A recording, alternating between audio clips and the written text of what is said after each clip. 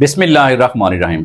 Pedagogy past paper MCQs आज हल करते हैं और सबसे पहला सवाल हमारे पास है the term philosophy means. Philosophy का क्या मतलब है? इसका मतलब है कि लव ऑफ विजडम। बेसिकली जो टर्म फिलॉसफी है ये दो ग्रीक वर्ड्स का कॉम्बिनेशन है, डेरिवेटिव है, two Greek words. The word philosophy has been derived from two Greek words. ये दो ग्रीक वर्ड्स हैं। वो वर्ड्स कौन से हैं? The first words is philo और दूसरा वर्ड कौन सा है? That is sophia. Philo and sophia. The word philo mean the love and sophia mean the wisdom. So love of wisdom is called as the philosophy. इसको philosophy का नाम देते हैं। और अगर फिलॉसफी के हवाले से देखा जाए, इसकी तीन मेजर जो है वो ब्रांचेस हैं। वो कौन कौन सी हैं? The first one is that is called as ontology. Ontology का ताल्लुक रियलिटी के साथ है कि व्हाट इज रियल। अक्सर औकात कमीशन के इम्तिहान में यह भी सवाल आता है the other name of ontology is that is metaphysics. याद रखिएगा जी, that is called as metaphysics. Ontology का दूसरा नाम क्या है? दैट इज मेटाफिजिक्स नाम है। और फिर ऑन्टोलॉजी में किस चीज को डिस्कस किया जाता है कि what is the reality, what is the truth, सच्चाई क्या है, हकीकत क्या है। तो वो फिलॉसफी की कौन सी ब्रांच डिस्कस करती है उसको डिटेल के साथ, वो ऑन्टोलॉजी या मेटाफिजिक्स कहलाती है। और फिर दूसरी ब्रांच एपिस्टेमोलॉजी क्या है? इसका ताल्लुक नॉलेज के साथ है। Epistemology deals with the knowledge. ये नॉलेज के साथ डील करती है। And the knowledge of the reasoning, science, कोई और नॉलेज हो गया तो उसको जो फिलॉसफी की ब्रांच डील करती है उसे क्या कहा जाता है? उसको एपिस्टेमोलॉजी कहा जाता है। और जो एक्सियोलॉजी है इसका ताल्लुक वैल्यूज से है, याद रखिएगा। और वैल्यूज से क्या मुराद है कि what is good, what is bad, what is right, what is wrong. तो ये सारी चीजें फिलॉसफी की कौन सी ब्रांच में डिस्कस की जाती हैं? वो एक्सियोलॉजी में डिस्कस की जाती हैं। अब ओवरऑल ये भी सवाल मोस्ट रिपीटेड है क्वेश्चन में कि how many branches of educational philosophy. Basically philosophy जो है वो तीन ब्रांचेस में डिवाइडेड है। The first one is ontology. Ontology deals with reality और what is the real, how the reality exists. तो उस हवाले से ऑन्टोलॉजी या इसका दूसरा नाम मेटाफिजिक्स भी है। Metaphysics mean beyond reality. जैसा कि किसी ने कहा था कि मगज को बाग में जाने ना दीजिए कि नाहक खूं परवाने का होगा। तो ऑन्टोलॉजी जो है ये रियलिटी से डिस्कस करती है, जबकि एपिस्टेमोलॉजी किससे डिस्कस करती है? ये नॉलेज से डिस्कस करती है। और एक्सियोलॉजी किस चीज से डिस्कस करती है? ये वैल्यूज को डिस्कस करती है। Values mean what is good, what is bad, what is wrong. और ब्लूम्स टैक्सोनॉमी में ये जो वैल्यूज हैं ये बेसिकली अफेक्टिव डोमेन्स में डिस्कस की जाती हैं। तो ओवरऑल फिलॉसफी के हवाले से ये सवाल बनते हैं कि फिलॉसफी किस लैंग्वेज से डेरिवेटिव है? बेसिकली ये ग्रीक वर्ड से डेरिवेटिव्स हैं। कौन से ग्रीक वर्ड्स हैं? Two Greek words, one is the philo and second one is the sophia. Philo mean the love and the sophia mean for wisdom. So love of wisdom is known as philosophy, इसको कहा जाता है। अब अगले सवाल की तरफ बढ़ते हैं कि अगला सवाल हमारे पास कौन सा है। द नेक्स्ट क्वेश्चन इज, अगला सवाल हमारे पास है that is which domain of objective is not being evaluated through our present education system of examination। हमारा जो एग्जामिनेशन सिस्टम है, अगर ब्लूम्स टैक्सोनॉमी के हवाले से देखा जाए तो ब्लूम्स टैक्सोनॉमी के हवाले से जो अफेक्टिव डोमेन है उसको जज करने के लिए कोई भी पैमाना, कोई भी असेसमेंट टूल हमारे पास मौजूद नहीं है। करंट जो हमारा एजुकेशन सिस्टम है, अब अफेक्टिव डोमेन किससे से डील करती है? अफेक्टिव डोमेन जो है ये वैल्यूज से डील करती है। Values mean respect, values mean honesty, values mean honesty, values mean kindness. क्या कोई हमारे एजुकेशन सिस्टम में ऐसा पैरामीटर है कि किसी भी लर्नर की ऑनेस्टी को जो है वो असेस किया जा सके या इवैल्यूएट किया जा सके? So there is no any tool, there is no any parameter through which के जिससे हम किसी भी स्टूडेंट की जो हमारे पास अफेक्टिव डोमेन है उसको हम जान सकें। बेसिकली अगर ये देखा जाए कि ब्लूम्स टैक्सोनॉमी के हवाले से, तो ब्लूम्स टैक्सोनॉमी के तीन मेन जो है वो डोमेन्स हैं, याद रखिएगा जी। Three main domains of Bloom's taxonomy। Bloom's taxonomy, taxonomy कहते हैं, याद रखिएगा, क्लासिफिकेशन को टैक्सोनॉमी। अब ब्लूम्स टैक्सोनॉमी जो है ये बेसिकली एजुकेशनल ऑब्जेक्टिव्स को क्लासिफाई किया गया है। इसके तीन मेन डोमेन है। The first domain is known as cognitive domain है। और याद रखिएगा कॉग्निटिव या कॉग्निशन, जब भी कमीशन के इम्तिहान में सवाल आते हैं उसका मतलब है the mental approach, the thinking process. Cognitive mean the mental thinking process. Even एक दफा कमीशन के इम्तिहान में यह सवाल भी रिपीटेड था कि एक लर्नर या एक स्टूडेंट है वो कुछ सवाल याद करता है तो कौन सी डोमेन है, वो बेसिकली कॉग्निटिव डोमेन है, क्योंकि उसका ताल्लुक कॉग्निशन से है, रिमेम्बरिंग से है उसका ताल्लुक, और उसका ताल्लुक थिंकिंग से है, मेंटल प्रोसेस से है। तो पहला जो ब्लूम्स टैक्सोनॉमी का डोमेन है वो कौन सा है, कॉग्निटिव डोमेन है। इसीलिए यहां पर इसको हेड या इसको ब्रेन के साथ लिंक किया गया है। सो एच याद रखिएगा, first H it stand for head, और हेड क्या है, दैट्स ब्रेन थिंकिंग प्रोसेस। जो ब्लूम्स टैक्सोनॉमी का दूसरा डोमेन है वो कौन सा है, वो अफेक्टिव डोमेन है, याद रखिएगा। और अफेक्टिव डोमेन को यहां पर हर्ट से आइडेंटिफाई किया गया है, एच स्टैंड्स फॉर हर्ट, याद रखिएगा, समझाने के लिए आपको बता रहा हूं। और अफेक्टिव डोमेन का क्या मतलब है कि वैल्यूज, काइंडनेस, ऑनेस्टी, तो ये सारी की सारी यहाँ किस डोमेन में डिस्कस होती हैं, अफेक्टिव डोमेन में डिस्कस की जाती हैं। और थर्ड डोमेन जो ब्लूम्स टैक्सोनॉमी का है वो है साइकोमोटर डोमेन। याद रखिएगा, मोटर जब भी आज लफ्ज है जिसका मतलब है मूवमेंट, और तीसरा जो है इसका मतलब है हैंड्स ऑन एक्टिविटी, जिसका मतलब है कि जैसा कि जो अमेरिकन एजुकेशनिस्ट थे उन्होंने कहा था कि learning to do by learning as said with John Dewey. तो ब्लूम्स टैक्सोनॉमी को अगर क्लासिफाई किया जाए तीन मेन डोमेन में, तो हमेशा मैं स्टूडेंट को बताता हूं कि आपने ट्रिपल एच जरूर याद रखने हैं। And triple H stands for, one stands for head, इसका मतलब क्या है, कॉग्निटिव डोमेन, थिंकिंग प्रोसेस है। दूसरा अफेक्टिव डोमेन हार्ट से रिलेटेड है, इसका मतलब क्या होता है कि values, kindness, truth, love, respect, regard, sympathy, empathy and so on. और तीसरी डोमेन कौन सी है, that is called as psychomotor domains. H से मुराद हैंड्स है, मतलब hands on activities, practical activities, learning to do by learning. या दूसरा, अगर इन तीनों डोमेन को याद करने के हवाले से आप CAP भी याद कर सकते हो। CAP stand for cap, C stand for cognition, A stand for affective domain and P stand for psychomotor domain. अगर ये देखा जाए कि ब्लूम्स टैक्सोनॉमी को जो सब डोमेन में क्लासिफाई किया गया था, कॉग्निटिव डोमेन को सब डोमेन में क्लासिफाई किया गया था 1956 में बेंजामिन ब्लूम्स ने। अफेक्टिव डोमेन को क्रिथ हॉल ने क्लासिफाई किया गया था। आप 8 साल आगे बढ़ा दीजिए तो ये आएगा 1964 में, क्रिथ हॉल ने इसको सब डोमेन में क्लासिफाई किया गया था। कॉग्निटिव डोमेन के 6 सब डोमेन हैं, जिसका पहला जो लेवल है दैट इज नॉलेज और रिमेम्बरिंग बेस, जिसको हम रट्टा बेस भी कह सकते हैं। उसके बाद अफेक्टिव डोमेन जो है इसको 1964 में सब डोमेन में क्लासिफाई किया था, इसके 5 सब डोमेन हैं। और उसके बाद 8 साल बढ़ा दो तो 1972 में इसको सब डोमेन में क्लासिफाई किया। किसने क्लासिफाई किया गया था, ये सिम्पसन ने क्लासिफाई किया था। इसके 7 सब डोमेन है, याद रखिएगा। तो ब्लूम्स टैक्सोनॉमी का मैंने ओवरऑल इंट्रोडक्शन क्रक्स आपको बयान किया है। इसका पहला डोमेन कौन सा है, कॉग्निटिव डोमेन है। और इस कॉग्निटिव डोमेन के जो सब डोमेन है, पहला उसमें कौन सा है, याद रखिएगा, दैट इज नॉलेज। और दूसरा जो है उसमें अंडरस्टैंडिंग है या कंप्रीहेंशन भी है पहले, और तीसरा उसका एप्लीकेशन लेवल है। अब अगर इसको आसान तरीन अंदाज में समझा जाए, नॉलेज बेस्ड क्वेश्चन वो क्वेश्चन होते हैं जो प्योर रट्टा बेस्ड होते हैं। For example define noun, define pronoun, define photosynthesis, define electrolysis, define, इसी तरह से कोई भी फिनोमेना को डिफाइन करने के हवाले से हो तो वो प्योर रट्टा बेस्ड है। जब किसी भी फैक्ट की बात आती है, तमाम हिस्टोरिकल डेट्स, फैक्ट्स, डेटा को याद करना, वो किस कैटेगरी में आएगा, वो रिमेम्बरिंग या नॉलेज बेस्ड कैटेगरी में आएगा, याद रखिएगा जी। उसके बाद थोड़ा सा लेवल बढ़ जाता है अंडरस्टैंडिंग में। For example what is the difference between plants and animal cell, वो कौन सा लेवल होगा, वो अंडरस्टैंडिंग लेवल होगा या कंप्रीहेंशन लेवल भी उसको कह सकते हैं।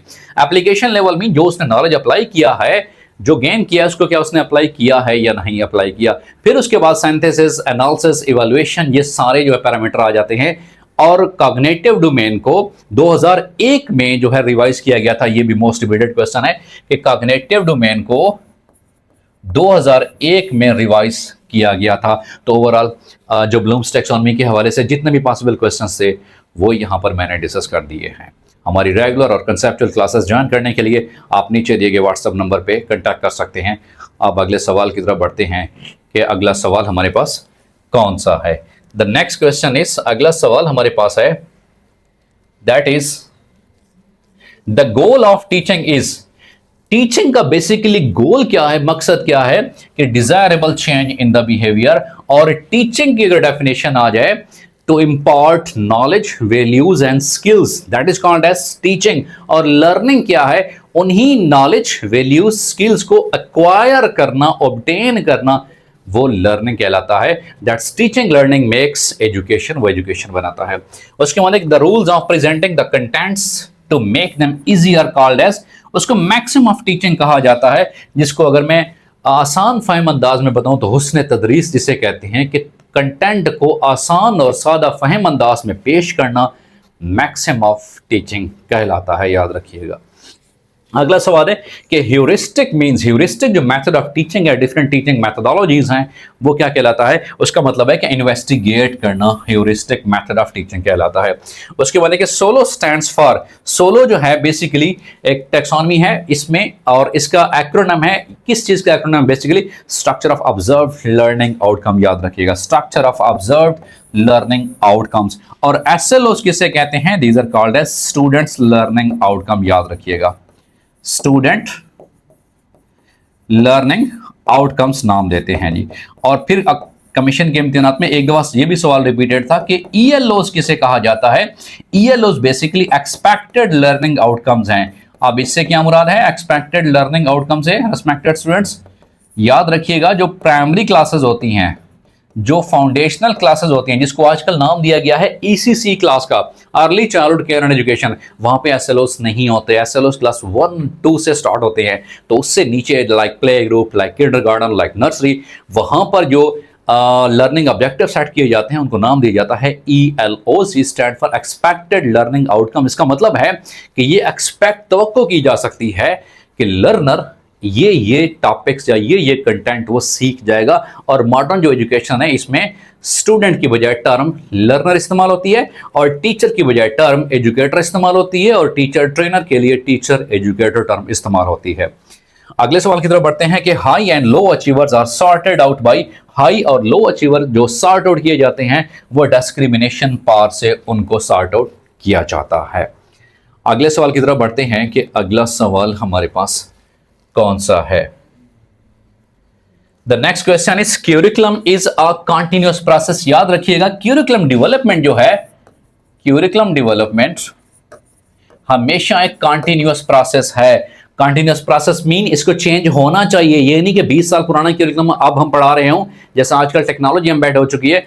क्यूरिकुलम डेवलपमेंट का मेन खासा ये है, it should be changeable, it should be variable, और इसमें क्या होना चाहिए? हमेशा ये कंटिन्यूअस डेवलपमेंट प्रोसेस है। और क्यूरिकुलम किसे कहते हैं? पहले एक टर्म इस्तेमाल होती थी कि क्यूरिकुलर और को क्यूरिकुलर एक्टिविटीज, या एक्स्ट्रा क्यूरिकुलर भी नाम देते थे, निसाबी या गैर निसाबी, जबकि मॉडर्न डेफिनेशन ऑफ क्यूरिकुलम ये है, the sum of all the activities executed by any educational institution to attain the educational objectives. कोई भी तालीमी इदारा अपने तमाम तालीमी मकासद को हासिल करने के लिए जितनी भी सरगर्मियां परफॉर्म करता है, उनके मजमूए को क्यूरिकुलम कहा जाता है। इवन पेरेंट टीचर मीटिंग हो रही है, like PTM, parents teacher meeting के अलावा कोई अगर स्पोर्ट्स इवेंट हो रहा है, डिबेट्स कंपटीशन हो रहा है, पेंटिंग कंपटीशन हो रहा है, ईद मिलादुन्नबी जो है सेलिब्रेट किया जा रहा है, कोई भी इवेंट इस तरह बनाया जा रहा है, वो क्या है? वो क्यूरिकुलम का हिस्सा है, याद रखिएगा। तो उन तमाम एक्टिविटीज़, उन तमाम सरगर्मियों का मजमूआ जो कोई भी तालीमी इदारा अपने तालीमी मकासद को हासिल करने के लिए करता है, वो क्या कहलाता है? याद रखिएगा, क्यूरिकुलम कहलाता है जी। उसके बाद elements of the curriculum, basically elements of the curriculum 4 इसके एलिमेंट्स होते हैं, याद रखिएगा जी। Aims, then is content, then is methodology and then evaluation, याद रखिएगा जी। पहली बात है कि एम्स क्या होंगे, मकासद क्या क्या होंगे, दूसरा कंटेंट मवाद क्या होगा क्यूरिकुलम का, तीसरा मेथोडोलॉजीज पढ़ाया कैसे जाएगा, और चौथा उसको हम इवैल्यूएशन कैसे करेंगे। बेसिक ये स्टेप्स, ये 4 स्टेप्स होते हैं। अगर ये देखा जाए कि एम्स, ऑब्जेक्टिव्स और एम्स, ऑब्जेक्टिव्स और गोल्स में से फर्क क्या क्या है, अब उसके लिए मैं हमेशा अपने स्टूडेंट को बताता हूं, याद रखिएगा, एक फ्रेज याद रखिएगा अगो के हवाले से जी। ए स्टैंड फॉर एम्स, सबसे पहले आ रहा है, तो एम्स याद रखिएगा एट द पीक लेवल होते हैं, ये नेशनल लेवल पे होते हैं, याद रखिएगा बेटा, aims are at national level. दूसरे नंबर पे जी आ रहा है, इट स्टैंड फॉर गोल्स, और गोल्स जो होते हैं याद रखिएगा दूसरे नंबर पे हैं, ये स्कूल लेवल पे होते हैं, कॉलेज लेवल पे होते हैं। और O stands for objectives, objectives याद रखिएगा ये क्लास लेवल पे होते हैं, objectives are at class level. तो आपने वर्ड अ गोल याद रखना है respected students. A stand for aims, तो एम्स हमेशा याद रखिएगा ये पीक पे होते हैं, हाई लेवल पे होते हैं, नेशनल लेवल पे। और जी स्टैंड फॉर गोल्स, ये इंस्टीट्यूशनल लेवल पे होते हैं, institution in the form of school, college और इंस्टीट्यूशन। और फिर ओ ऑब्जेक्टिव्स, ये क्लास लेवल पे होते हैं, याद रखिएगा जी। अगले सवाल की तरफ बढ़ते हैं कि अगला सवाल हमारे पास कौन सा है। Next question is the evaluation used to improve the content during curriculum development. याद रखिएगा वो फॉर्मेटिव होती है। फॉर्मेटिव असेसमेंट ऐसी असेसमेंट होती है जो ड्यूरिंग टीचिंग लर्निंग, जो ड्यूरिंग किसी चीज की डेवलपमेंट के हवाले से जो दौरान तदरीस भी कहा जा सकता है इसको, वो क्या कहलाती है, फॉर्मेटिव। और पढ़ाने से पहले जो असेसमेंट होती है वो कहलाती है प्लेसमेंट असेसमेंट, और द एंड जो होती है that is called as summative assessment. उसके बाद effectiveness of a curriculum is determined by, याद रखिएगा इवैल्यूएशन हमेशा जजमेंटल होती है। करिकुलम की आपने इफेक्टिवनेस देखनी हो वो क्या होती है, इवैल्यूएशन के जरिए। जैसा कि चौथा स्टेप भी इसका यही है कि इवैल्यूएशन कितना वो मुतासिर रहा, उसके आउटकम कितने आए, उसके रिजल्ट्स कितने आए। और इवैल्यूएशन अक्सर का ये भी रिपीटेड एमसीक्यू है कि which one is always judgemental in nature. So याद रखिएगा evaluation is always judgemental in nature. उसके बाद है कि the statement of the problem in MCQs is called as, उसको स्टेम कहा जाता है, याद रखिएगा जी। फॉर एग्जांपल यहां पे मैं एक एमसीक्यू लिख रहा हूं, विच of the following is noun, which is a noun. तो ये सवाल की स्टेटमेंट है और एमसीक्यू सवाल की स्टेटमेंट, इसे क्या कहते हैं, इसे स्टेम कहा जाता है, याद रखिएगा। अब मैं इसके ऑप्शंस लिख रहा हूं। फॉर एग्जाम्पल यहां मैं लिखता हूं प्ले, फिर मैं लिखता हूं गुड, फिर C option two and D option mean the pen. अब इसमें क्या है, which one is a noun, तो पेन क्या है, नाउन है। तो ये जो सही जवाब है उसको आंसर कहा जाता है, और बाकी जो तीन गलत जवाब हैं इनको याद रखिएगा डिस्ट्रैक्टर्स कहते हैं, डिस्ट्रैक्टर्स कहा जाता है। ओवरऑल अगर चारों के हवाले से सवाल पूछा जाए तो इनको चॉइसेस भी कहते हैं, इनको अल्टरनेटिव्स भी कहते हैं, लेकिन जो करेक्ट, जो सही ऑप्शन है उसको क्या कहा जाता है, आंसर। और सही जवाब के अलावा जितने भी ऑप्शंस हैं उनको क्या कहा जाता है, रिस्पेक्टेड स्टूडेंट्स याद रखिएगा, उनको डिस्ट्रैक्टर्स कहा जाता है। अगले सवाल की तरफ बढ़ते हैं कि अगला सवाल हमारे पास कौन सा है।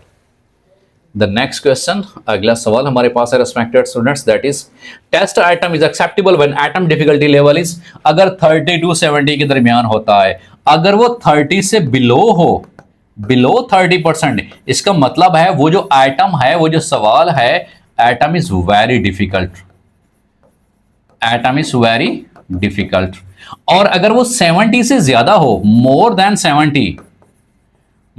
70%, तो फिर वो क्या होगा, atom is very easy, atom is very easy. अब कोई भी पेपर बनता है तो उस हवाले से हर एक आइटम, हर एक क्वेश्चन का एटम डिफिकल्टी एनालिसिस, जिसको फैसिलिटी इंडेक्स भी कहा जाता है, वो चेक किया जाता है। तो वो कितना होता है, अगर वो 30 to 70 के दरमियान होता है तो वो आइटम एक्सेप्टेबल है, लेकिन अगर 30 से बिलो आ रहा है एवरेज, तो इट मीन्स कि आइटम, वो सवाल बहुत मुश्किल है। और अगर 70 से ज्यादा आ रहा है तो इट मीन्स क्या है, वो सवाल वो बहुत ही ज्यादा आसान है। उसका मतलब है which is process of making judgemental. मैंने हमेशा कहा है बेटा कि इवैल्यूएशन ऑलवेज जजमेंटल होती है जी। Which type of questions are difficult to mark with reliability, वो अनस्ट्रक्चर्ड एसेज होते हैं।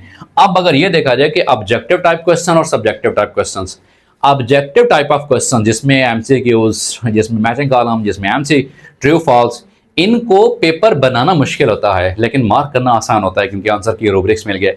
जो हमारे पास सब्जेक्टिव पेपर होते हैं लेकिन वो भी स्ट्रक्चर्ड, जैसे फॉर एग्जांपल भाई 10 नंबर का है, 20 नंबर का है, तो उनको पेपर बनाना आसान होता है लेकिन मार्किंग करना मुश्किल होता है। लेकिन अगर अनस्ट्रक्चर्ड आ जाए तो डेफिनेटली क्या है, वो आर डिफिकल्ट विद रिलायबिलिटी, उनकी जो है वो डिफिकल्ट हो जाती है। उसके बाद है कि which is design to predict future performance. याद रखिएगा फ्यूचर परफॉर्मेंस के लिए एप्टीट्यूड टेस्ट किया जाता है कि फ्यूचर, फॉर एग्जांपल एक बच्चा जो है उसका टेस्ट लिया जाए कि फिजिक्स में अच्छा परफॉर्म कर रहा है तो उसको फिजिक्स के हवाले से एप्टीट्यूड टेस्ट होना चाहिए। NAP नेशनल एप्टीट्यूड टेस्ट, ये कंडक्ट किया जाता है, नेशनल टेस्टिंग सर्विस जो है इसकी वो एजेंसी है जिसको कंडक्ट करती है। इसके बाद अगला सवाल है कि what is a true about hypothesis, hypothesis भी कहा जा सकता है। ऑलवेज टेस्टेड और ऑलवेज रिजेक्टेबल होना चाहिए, याद रखिएगा जी, ऑलवेज रिजेक्टेबल हो, इसको होना चाहिए जी। एजुकेशनल रिसर्च के हवाले से देखा जाए तो हाइपोथेसिस, जिसको मफरूजा भी कहते हैं, असम्पशन भी कहते हैं, उसको टेस्ट किया जाता है वाया एक्सपेरिमेंट, और एक्सपेरिमेंट के जरिए अगर वो टेस्ट होता है तो वो ठीक है, फर्दर आगे साइंटिफिक प्रोसेस, फर्दर रिसर्च आगे प्रोसीड करती है। अगर वो गलत होता है तो डेफिनेटली अच्छा रिसर्चर, अच्छा ऑब्जर्वर ये होगा वो दूसरा हाइपोथेसिस नहीं बनाएगा, बल्कि वो दोबारा ऑब्जर्वेशंस पे जाएगा, कहीं ये ना हो कि मेरी ऑब्जर्वेशंस में कोई मसला हो। तो ये रिसर्च के हवाले से ये सवाल था, हाइपोथेसिस के हवाले से सवाल था। इसको हमेशा रिजेक्टेबल भी होना चाहिए, इसको हमेशा टेस्टेबल भी होना चाहिए कि इसको टेस्ट भी किया जा सके, जांचा जा सके, परखा जा सके। अगले सवाल की तरफ बढ़ते हैं कि अगला सवाल हमारे पास कौन सा है। The next question is curriculum reflects the culture of society. याद रखिएगा, कोई भी निसाब बनाया जाता है वो उसी सोसाइटी के कल्चर का रिफ्लेक्शन होता है, उसके तहजीब, तमद्दुन, उसके आर्ट और उसके रहन सहन के जितने भी तरीके होते हैं, तो वो उसका रिफ्लेक्शन होता है, याद रखिएगा। सो करिकुलम क्या है, ये किस चीज़ को रिफ्लेक्ट करता है, ये बेसिकली कल्चर ऑफ सोसाइटी को रिफ्लेक्ट करता है। Research conducted for testing and applying theories, वो अप्लाइड रिसर्च होता है, याद रखिएगा जी, टाइप ऑफ रिसर्च है। उसके मतलब what is the purpose of doing research, research क्यों की जाती है, रिसर्च की जाती है किसी मसले को हल के लिए और सच्चाई जानने के लिए, to solve the problems, to find the solutions, ये रिसर्च कंडक्ट की जाती है। उसके बाद if the results of the test and retest दोबारा जब किया जाता है सेम आ रहे हैं, इसका मतलब है वो टेस्ट रिलायबल टेस्ट है और उसकी रिलायबिलिटी बिल्कुल ओके है जी। उसके बाद which teaching method may be better for the elementary students, elementary students के लिए डिमॉन्स्ट्रेशन मेथड सबसे बेस्ट है। डिमॉन्स्ट्रेशन मीन किसी चीज़ को जब दिखाकर प्रेजेंट किया जाता है, जैसा कि वो किसी भी पिक्चर की फॉर्म में हो सकता है, इवन आप सिमुलेशन मेथड से भी उसको जो है डिमॉन्स्ट्रेशन करा सकते हो। तो एलिमेंट्री क्लासेस के लिए सबसे बेस्ट मेथड कौन सा होता है, मोस्टली वो डिमॉन्स्ट्रेशन मेथड होता है। लेकिन लेक्चर बेस्ड मेथड कभी भी प्राइमरी क्लासेस या एलिमेंट्री क्लासेस के लिए बेस्ट बिल्कुल भी नहीं होता। Lecture method primitive type of teaching है कि खुतबा टाइप ऑफ टीचिंग जो जिसे कहते हैं, और इसमें स्टूडेंट जो है वो पैसिव होते हैं, जिसमें टीचर जो है वो एक्टिव होता है। बट लेकिन ये ऑटोक्रेटिव टाइप ऑफ टीचिंग हो जाती है, तो कभी भी अर्लियर क्लासेस के लिए लेक्चर मेथड सूटेबल नहीं होता। अगले सवाल की तरफ बढ़ते हैं कि अगला सवाल हमारे पास कौन सा है। The next is which theory says leaders are born not made, तो आइडियलिज्म की थ्योरी कहती है जो स्पिरिचुअलिज्म की तलाश में चली जाती है।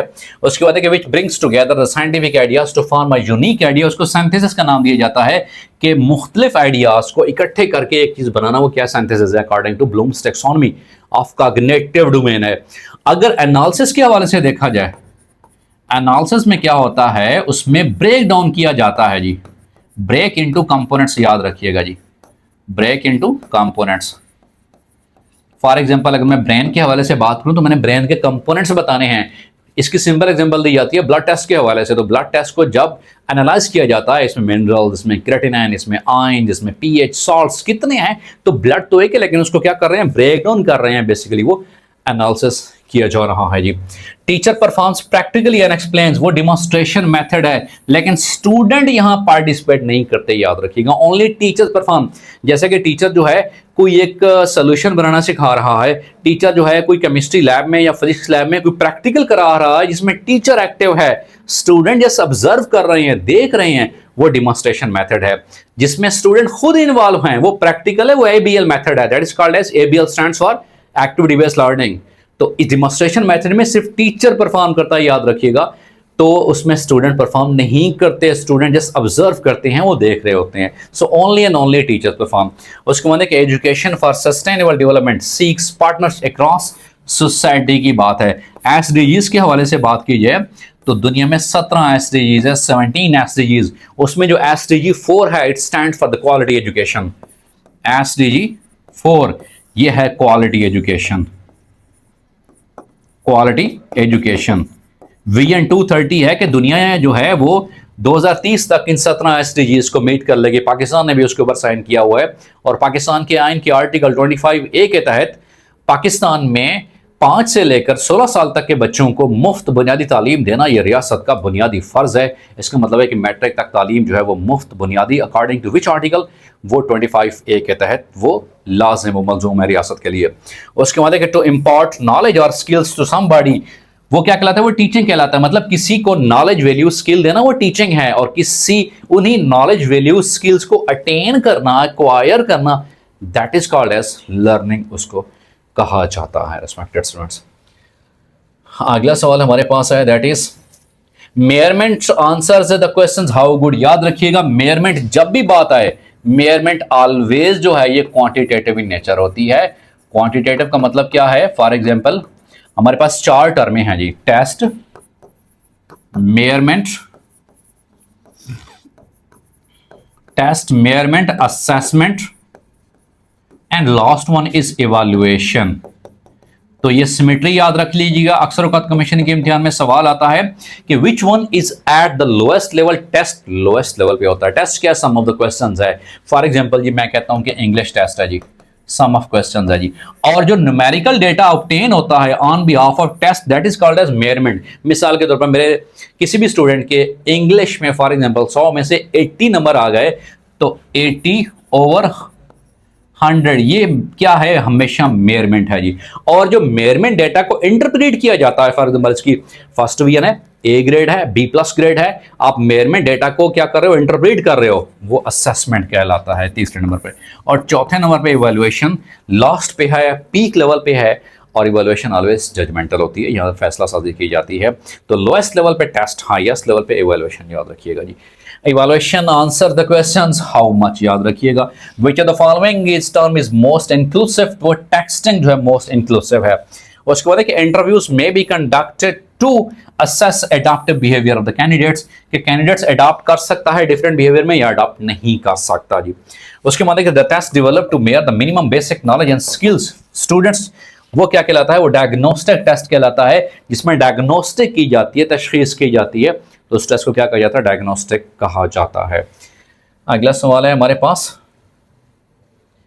That is a test used to measure many skills with just a few items of each skill, वो सर्वे कहा जाता है। और सर्वे के डिफरेंट टेक्निक्स भी हैं। उसको मैंने which of the following has a good objectivity of marking, marking करना MCQs जो है उसकी ऑब्जेक्टिविटी सबसे बेस्ट है, क्योंकि आंसर की है, रूब्रिक्स है, फौरन ही मार्किंग करना आसान है। सब्जेक्टिव क्वेश्चन की मार्किंग करना मुश्किल होता है जी। उसको मैंने that statement of the problem in MCQs, वो क्या कहलाता है, स्टेम कहलाता है जी। इन MCQs the stem of item should be, जो सवाल की स्टेटमेंट है वो क्या होनी चाहिए, मीनिंगफुल होनी चाहिए। और ये एक स्टैंडर्डाइज्ड टर्म है कि जो सवाल की स्टेटमेंट है उसको मुख्तसर होना चाहिए, उसको इतना लेंथी नहीं होना चाहिए, और उसको मीनिंगफुल भी होना चाहिए।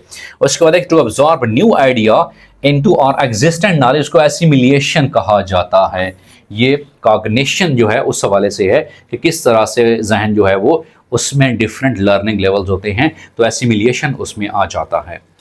अगला हमारे पास सवाल है, दैट इज